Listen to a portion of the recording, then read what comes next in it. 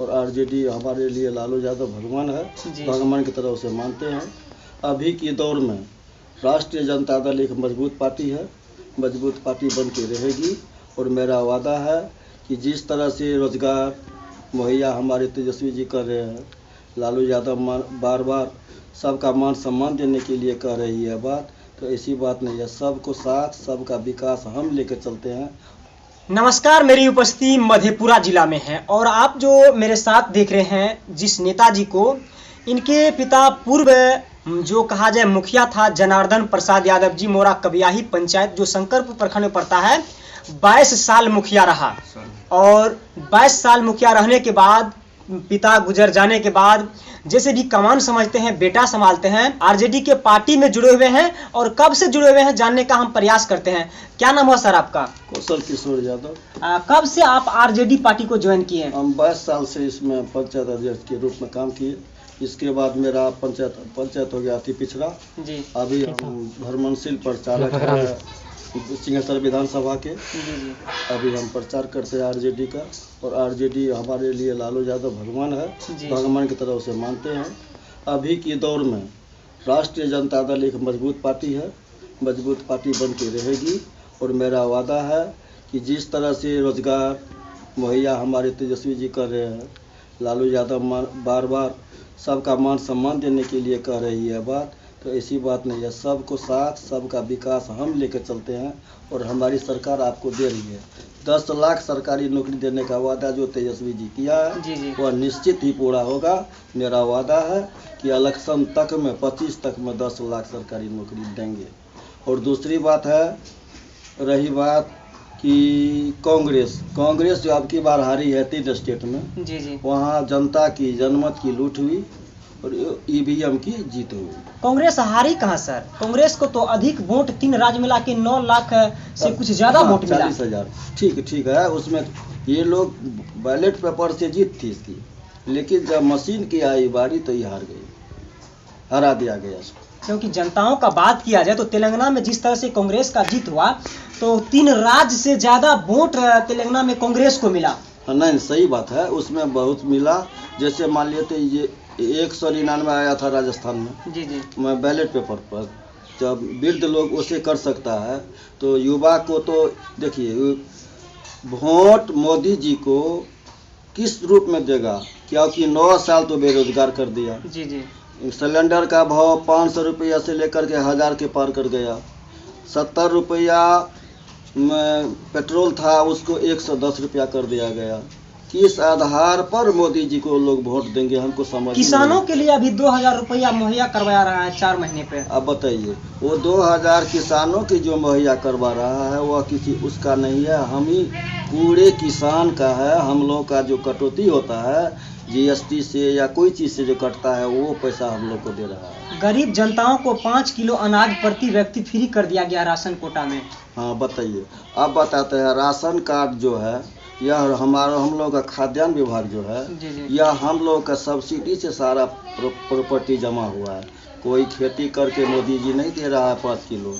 तो वो खेती पूछिए मोदी जी से, माननीय प्रधानमंत्री जी से, आप कै बीघा खेती करते हैं जो सबको पूरे देश को राशन अभी भी हम बोल रहे हैं कि उसको 5 नहीं 10 किलो करना चाहिए।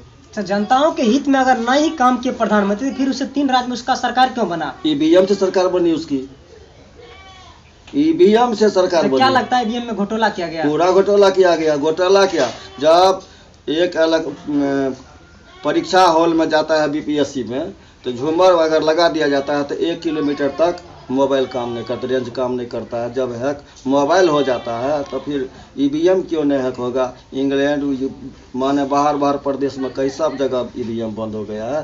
तो हम माननीय प्रधानमंत्री जी से भी आग्रह करेंगे कि आप बैलेट पेपर से मत कराने का कोशिश करें, जनता को इतना सताए ना। अच्छा, क्या लगता है 2024 में लोकसभा का चुनाव है, तो जैसे कि 3 राज्य में कांग्रेस का सरकार नहीं बना, तो क्या लगता है आप जो आरजेडी पार्टी से जुड़े हुए हैं, तो उस नज़र को देखते हुए, उस इलेक्शन को देखते हुए, उस चुनाव को देखते हुए बिहार में किस तरह का तैयारी होगा? बिहार में तो खैर मोदी का कुछ नहीं चलने वाला है। 1-2 सीट लेके चले जाएगा वो। बिहार और यूपी में उसका कुछ चलने वाला नहीं है। हमारे बड़े पदाधिकारी जो है, बड़े बड़े लीडर जो हैं, वो विचार कर रहे हैं। अपना विचार करके मंथन करके वह पार्टी खड़ा करेगी। अपना जिसको जहाँ पर जीत होगी उसको ही उम्मीदवार खड़ा करेगा जो जीत सके। दूसरी बात, वहाँ की हार के लिए सब हम यहाँ पर पूरा बुस्तेज से यूपी और बिहार में एमपी में उसको होने के लिए नहीं दिया जाएगा। ममता बनर्जी भी है, सब आदमी अपना मिलजुल करके हम लोग लड़ेंगे और निश्चित फतह मिलेगा। और हमारी ख्याल से अगर मोदी जी को इतना गर्व है कि हमें इतनी सी हम कुछ नहीं किए तो पर भी जीते, तो एक बार बैलेट पेपर से वोट की मत करवा ले। अगर जीत गया तो हम यह अब की बार जानते हैं, इस तरह से अगर हो गया तो दूसरा अंग्रेज यही होगा। अच्छा, ये बताइए, जैसे कि अभी महागठबंधन जो आरजेडी कांग्रेस सभी पार्टी मिला के किए हैं, 2024 में लोकसभा का चुनाव है, कौन बनेगा प्रधानमंत्री? आपके पार्टी से अगर जीता है तो कौन बनता है प्रधानमंत्री? हमारे पार्टी से वो तो आला कमान की बात है।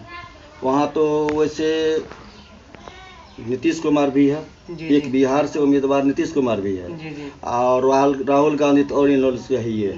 और हमारे जितने संयोजक हैं हम आला कमान का बात तो हम नहीं कर पाएंगे। महागठबंधन से तो कोई एक का चेहरा होगा प्रधानमंत्री के लिए होगा, लेकिन हमारे बिहार से अगर कोई होगा तो बिहार से एक नीतीश कुमार जो होगा, उसका चेहरे का बात होगा। यूपी से वो लोग अपना बड़ा पदाधिकारी जो है, हम लोग तो जिला के स्तर के हैं, हम विधानसभा के स्तर तक के हैं, बड़े पदाधिकारी। यह सिस्टम की राजनीतिक है। इतने अच्छे नीतीश कुमार माननीय मुख्यमंत्री जी अच्छे काम किए, गरीबों के लिए हर घर नल जल योजना पहुंचाए, हर घर कहा जाए कि रोड पहुंचा दिए, बिजली पहुंचा दिए, फिर भी जनताओं का कहना है कि हम प्रधानमंत्री नीतीश कुमार जी को नहीं बनाएंगे। ऐसा देखिए, उसमें है क्या कि कुछ चाटुकार लोग वो सबके साथ आ जाता है। जब धरातल पर 7.5 साल तक कोई नहीं बात किया जो बेरोजगारी किसे कहता है। जब नीतीश कुमार तेजस्वी की सरकार आई तब बेरोजगारी जो है ना वो आलम पा गया। 1,35,365 शिक्षक जब ये दिया इन्होंने, सबको लगा कि अब हम लोग को चलने वाला नहीं है। बताइए, जब माननीय तेजस्वी और नीतीश जी की सरकार में इतना सर्विस आया, उसको क्या समझते हैं? किसी का औकात नहीं है कि इतना सर्विस दे देगा। अगर यही था तो 7 साल से सर्विस क्यों नहीं दे रहा था? रेल बेच दिया, सेल बेच दिया, क्या कहते हैं, एयरपोर्ट बेच दिया। अब क्या हुआ? कहाँ से नौकरी देगा वो? बीपीएससी में कहा जाए छात्रों का कहना है, छात्रों का मांग है कि क्या बिहार में स्टूडेंटों का कमी था जो बीपीएससी स्टूडेंट के मौका जैसे यूपी झारखंड के स्टूडेंट को दिया गया और राज्य को दिया गया? अब बता रहे हैं। देखिए, अगर बात आप बोलते थे, इससे पहले आप सुन लीजिए, इससे पहले 7 साल पहले बोला करता था कि सब बिहारी आकर के हमारे यहाँ खटता है, बहुरुपया की तरफ और मजदूर की तरफ। आपका बिहार इतिहास रच दिया है पूरे देश में कि देखो बिहार कैसा है कि तुमको भी हम नौकरी देने का वादा करते हैं, और दिया, दे करके दिखला भी दिया, नहीं दिया है। सही बात है। आपका अगर भाई बिहार का अगर जनता चले जाए इंग्लैंड, हरियाणा, राजस्थान, मध्य प्रदेश, तो वहाँ पर लोग यही बोलता था ना कि बिहारी लोग आ जाता है यहाँ पर। फिर भी बिहारी और मजदूर को अन्य राज्य में जाके क्यों दर का ठोकर खाना पड़ता है सर? ये बताइए। यह बताइए, यहाँ पर कोई प्रोडक्शन जो है अभी धीरे धीरे स्टार्ट हो रही है। हम माननीय नीतीश कुमार से तेजस्वी से जिससे बात करेंगे, कहना चाहते हैं कि जैसे मान लीजिए अभी रेलवे कारखाना है मधेपुरा में, यहाँ पर कम से कम लेबर में इस जिला का कम से कम अगर आदमी को रख दिया जाए तो हमारे ख्याल से, जैसे हॉस्पिटल है, हॉस्पिटल में भी इस जिला का आदमी को मिलना चाहिए आरक्षण। आरक्षण के तहत सबको आना चाहिए। जो हम कैसे क्या करेंगे, यहाँ का जिला का कुछ आदमी इसमें सेट हो जाए। अगर जिला सेट होता है तो हमारे ख्याल से जैसे 2-2 लाख रुपया किया है नीतीश कुमार जी ने, हमारे माननीय मुख्यमंत्री जी ने जाति दिया है कि कोई भी जाति हो, सामान्य जाति को समान वर्ग में 2-2 लाख रुपया बेरोजगारी दूर करने के लिए दिया जाएगा। वह पैसा लिया नहीं जाएगा, लेकिन उसके में है क्या, पैसा लीजिए, काम कीजिए, इसका ये है उद्देश्य। 10 लाख जो रोजगार देना था वही रोजगार के रूप में 2-2 लाख टका देगा। अब बताइए, जनता यहाँ पर हमारे ख्याल से तो बिहार और यूपी में शायद नहीं लगता है कि उसका खाता खुलेगा। जिस तरह से है ना, अभी आप बोल रहे हैं ना कि बिहार में हरियाणा का आदमी आकर के पढ़ाई कर रहा है। जी जी। आपको गर्व होगा कि हमारा बिहार कितना अम्बल है, जो पूरे देश को खर्चा दे सकता है। जो लोग बिहार को बदनाम कर रहा था, आज हमारे बिहार में तेजस्वी और नीतीश की सरकार ने पूरे देश में जग जाहिर कर दिया कि बिहार इतिहास रचने जा रही है। आप लोगों को नौकरी देने का क्षमता रखती है हमारे बिहार। मेरे चैनल के माध्यम से 2024 में लोकसभा का चुनाव है, कौन बनेगा प्रधानमंत्री? आप अपने स्तर से जनताओं को क्या संदेश दीजिएगा सर? हम तो यही कहेंगे कि देखिए, बिहार से हमारे ख्याल से नीतीश बाबू से अच्छा उम्मीदवार तो कोई नहीं है।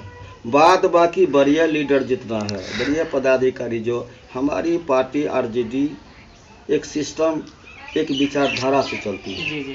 कोई ऐसी बात नहीं है कि हम अपने मन से कुछ कर दिए, वो बात नहीं है। लेकिन हम चाहेंगे कि अगर हमारे बिहार से, हम अपना दिल से कहते हैं, वैसे हमारी बड़ी पार्टी, हमारी पार्टी सबको साथ, सबको लेके चलने वाली पार्टी है। अब देखिए, अगर लालू यादव, आदरणीय हमारे शहंशाह लालू यादव अगर ऐसी बात सोचता है तो मुनीर रजक को नहीं देता MLC में टिकट। उसके कपड़ा धो रही थी, जी जी, उसको भी दिया। जैसे एक ठो सादा था, उसको भी दिया। एक आदमी उसका सब्जी लेके जा रहा था बराबर, उसको भी MLC बनाया। ऐसी कोई मानसा नहीं। अच्छा, एक बात सर आपसे पूछना चाहेंगे, बिहार के होनहार, गरीबों का मसीहा कहे जाने वाले पप्पू यादव, आखिर इसको आरजेडी से टिकट क्यों नहीं मिलता है? बताते हैं। देखिए, टिकट, अब तो थोड़ी सी आप बहुत लंबा वाला बात बोल दिए। अनुचित वाला बात तो हमको बोलने के लिए नहीं, या दिल्ली में उसको हम मान्य रखेंगे। अच्छा, हम लोग को जहाँ तक गुप्त सूचना मिलता है कि पप्पू यादव जी तेजस्वी यादव मिलना चाहते हैं, इसमें क्या लगता है आपको? देखिए, मिलना चाहता है तो अच्छी बात है, मिल जाए सब आदमी, हमको कोई लेना देना नहीं है। अगर हमारा अल्लाह का मान से हमारी आदेश आ गई तो ठीक है। और जो भी पार्टी गठबंधन से कहीं से आएगा तो हमें तो कोई तकलीफ नहीं है। हमारी पार्टी न किसी को फंसाता है, निश्चित है। और हमारी पार्टी में सबको जगह मिलता है, मिलने की बात कहती है। जहाँ तक रही पप्पू बाबू की, तो पप्पू बाबू के अगले 10 साल इन्होंने भी सांसद रहा। इसका कार्यकाल को आपने देखा, हमारे पार्टी भी देखा। लेकिन पार्टी के विरोध में क्या क्या कुछ से कुछ बोल देना अच्छी बात नहीं है। सर के माध्यम से जो मेरे साथ आरजेडी के नेता थे, जो ग्रामीण स्तर के, जो गांव में रह के अपने गरीबों का सेवा करते हैं, हमेशा आप लोग देखते होंगे मधेपुरा, शंकरपुर, बिहार से। यह खबर आप लोग को कैसा लगा, या मेरा प्रयास आप लोग को कैसा लगा, सर का संदेश आप लोग को कैसा लगा? मेरे चैनल के माध्यम से अगर जुड़ना चाहते हैं, यूट्यूब पे वीडियो को देख रहे हैं तो सब्सक्राइब कर लीजिएगा, और फेसबुक पे देख रहे हैं तो फॉलो कर लीजिएगा। मिलता हूँ नेक्स्ट वीडियो में, तब तक के लिए जय हिंद, जय भारत।